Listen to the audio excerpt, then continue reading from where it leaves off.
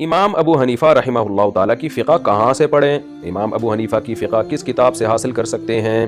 اگر امام ابو حنیفہ نے کوئی ایسی مخصوص کتاب لکھی ہو تو بتا دیں۔ محمد انصار انڈیا سے۔ امام ابو حنیفہ نے خود کوئی کتاب نہیں لکھی، البتہ امام ابو حنیفہ کے جو اقوال تھے اور جو انہوں نے قرآن و حدیث سے مسائل مستنبط کیے ہیں، تو امام ابو حنیفہ کے شاگرد امام محمد نے لکھی ہیں 6 کتابیں،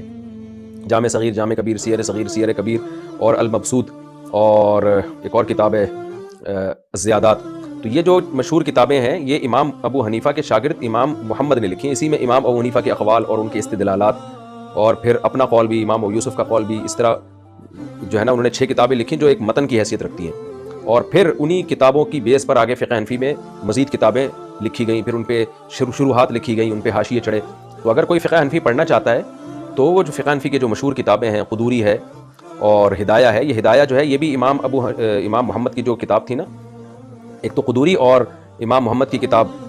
جامع صغیر، جامع کبیر، سیر صغیر، سیر کبیر، ان کتابوں کا مجموعہ ہے یہ، یعنی ہے ذرا ڈیٹیل میں۔ تو پھر انہی کی شروحات میں پھر فتاویٰ کی کتابیں۔ تو کوئی فقہ حنفی اگر پڑھنا چاہتا ہے نا تو ایسا نہیں ہو سکتا کہ ایک کتاب پڑھ لے وہ، کیونکہ بعض دفعہ یہ بھی ہوتا ہے کہ امام ابو حنیفہ کا قول ہوتا ہے لیکن اس پہ فتویٰ نہیں دیا گیا ہوتا، کسی بھی وجہ سے۔ اس کی وجوہات جو اصول فقہ ہیں ان میں پڑھائی جاتی ہیں کہ مشائخ نے بعض دفعہ فتویٰ دیا ہوتا ہے صاحبین کے قول پر، امام ابو حنیفہ کے قول کو چھوڑا ہوتا ہے، بعض دفعہ امام ابو یوسف کے قول پہ فتویٰ ہوتا ہے۔ مثال کے طور پر جو قضا کا جو باب ہے، عدالتی مسائل ہیں، اس میں امام ابو حنیفہ کے قول پہ نہیں فتویٰ ہوتا بلکہ امام ابو یوسف کے قول پہ فتویٰ ہوتا ہے۔ وجہ اس کی ہے کہ وہ پریکٹیکلی جج رہے ہیں، قاضی القضاة تھے، اس وقت عالم اسلام کے سب سے بڑے جج تھے وہ اسلامی دنیا کے، تو اس لیے ان کا ایکسپیرینس زیادہ تھا۔ تو لیس العلم کالمعاینہ، علماء کہتے ہیں جس نے تجربہ کیا ہو نا اس کا علم زیادہ ہوتا ہے اس فیلڈ میں جس میں اس کو تجربہ ہو۔ تو امام ابو حنیفہ کو تو قاضی کا عہدہ دیا گیا، آپ نے قبول ہی نہیں کیا، اور امام ابو یوسف تو قاضی بنے بلکہ اس وقت کے سب سے بڑے قاضی تھے، تو اس لیے قضا کے باب میں ان کا ایکسپیرینس زیادہ ہے، تو ان کے قول کو بھی زیادہ اہمیت دی گئی ہے، ان کے فتوے کو بھی زیادہ اہمیت دی گئی ہے۔ تو اس طرح فقہ حنفی صرف امام ابو حنیفہ کے اقوال کا نام نہیں ہے، فقہ حنفی میں تو تینوں ائمہ کے اقوال جمع ہوتے ہیں جس میں دیکھا جاتا ہے کہ ترجیح کس کو دی جائے گی۔ اسی وجہ سے فقہ حنفی دوسرے فقہ کی نسبت جامع بہت ہے، اس میں جامعیت بہت زیادہ ہے، کہ اس میں صرف ایک امام پر اکتفا نہیں کیا گیا بلکہ ان کے شاگردوں پر، بلکہ بعض دفعہ تو امام حنیفہ کے ایک شاگرد تھے امام ظفر،